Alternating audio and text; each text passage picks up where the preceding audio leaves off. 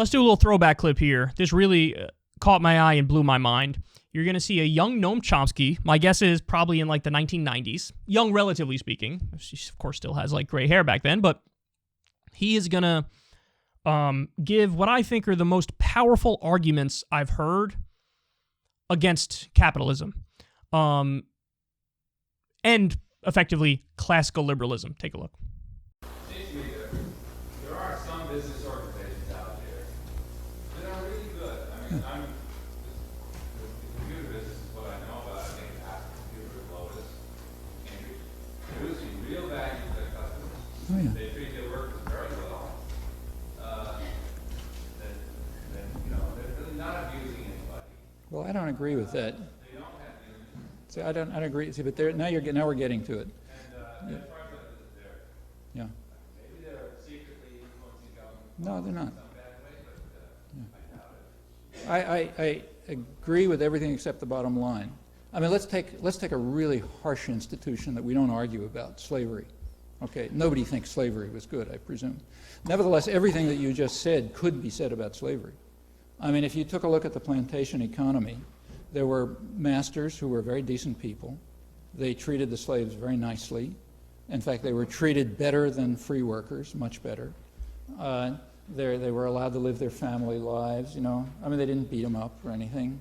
But it didn't matter. It was slavery. And maybe some of them, you know, gave money to the church and did all kind of decent things. Probably they did, you know, nice people. But the trouble was the institution. The institution was wrong. It doesn't matter whether you do it nicely or not nicely. People, you know, the idea that a person should be owned is just an intolerable infringement on human rights, whether the person who owns them is nice to them or not. And, you know, in the 19th century, it was widely recognized that the same is true if people are rented. It's an intolerable infringement on people's rights, even if the guy who rents you is nice to you. The question is whether decisions over investment, production, distribution, what happens on the shop floor, conditions of work, all that kind of stuff, whether those decisions should be out of public control. You go back to the 19th century when there was a live, popular, libertarian working class movement, and you will read in the Knights of Labor statement publications that wage slavery is not all that different from slavery. In fact, if you bother to go back to the origins of democratic thought, you know, you really read the classics of when people claim to be, you know, classical liberals and so on, but you go back and read the stuff, you know, like, say, Wilhelm von Humboldt, who was the inspiration of John Stuart Mill. He says the leading principle of his, you know, the great classical liberal, you know, the origin of the whole business.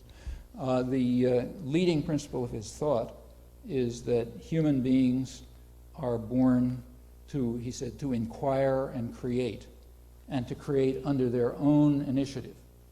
If any work that a person does under outside pressure is inhuman. If a person creates something beautiful under outside orders, we may admire what he does, but we will despise what he is. Well, that's classical liberal thought, you know. They don't tell you that in the Chicago school.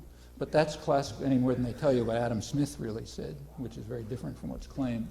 But that's classical liberal thought, and it's because it was driven by, you know, concepts of human rights and human dignities, which are seriously infringed by the structure of business operations, even if the guys who run it are nice guys. You can't be a nice guy in certain positions because the institution is not nice. Now, I'm not, you know, like, I'm not saying let's go out and blow up Lotus, you know, sure, not at all. I mean, yes, they're among the best ones around, but that doesn't lead us to I think it should not lead us to overlook what's fundamentally wrong with that authoritarian structure. Damn, that was fascinating. So I don't know how many of you heard the question, but the guy asked something to the effect of, well, listen, you know, we're very hard on the system, but there's no denying that there are some bosses who are good people, they treat their workers well, and, you know, they're effectively, what's the problem with that? What's the issue? If under the system you have some bosses who treat their workers well and they have good benefits and health care and good pay and all that stuff, like, where's there a problem? And then Chomsky makes the comparison. I mean, listen, right, fair, but you could say the same thing under feudalism or under slavery. And he didn't get into the specifics here, but I've seen other lectures where he points out that when the debate was going on about abolishing slavery, a lot of the pro-slavery elements made astounding arguments saying stuff like, listen, the slaves are better off under this system because we actually care more about them than somebody would care about them in a post-slavery environment.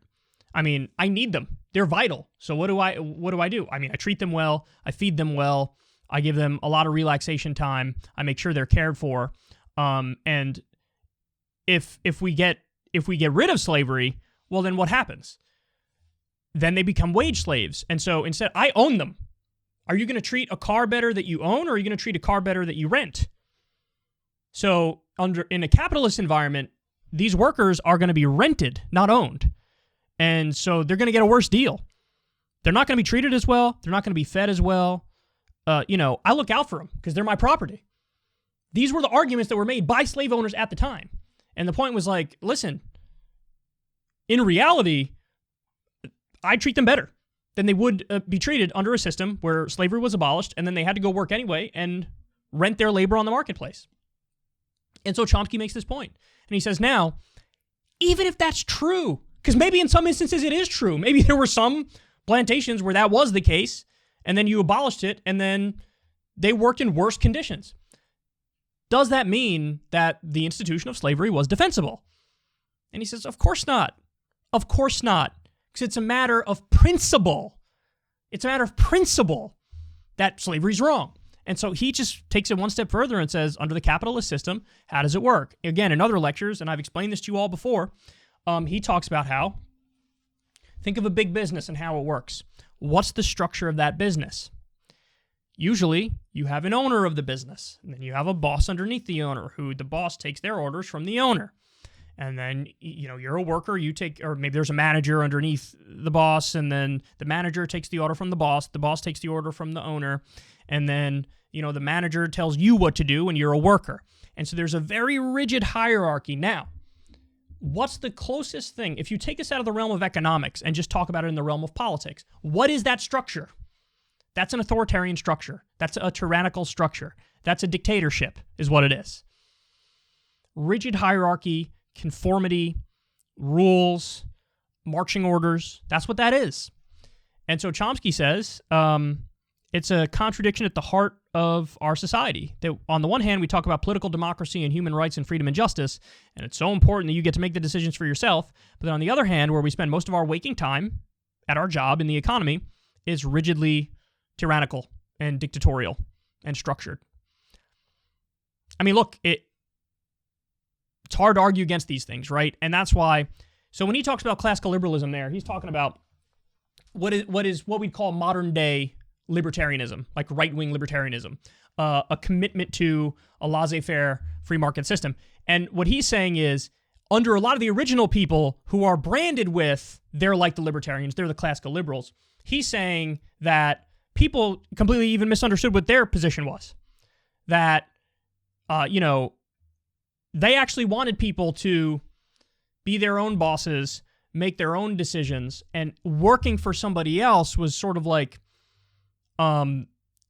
inherently dehumanizing.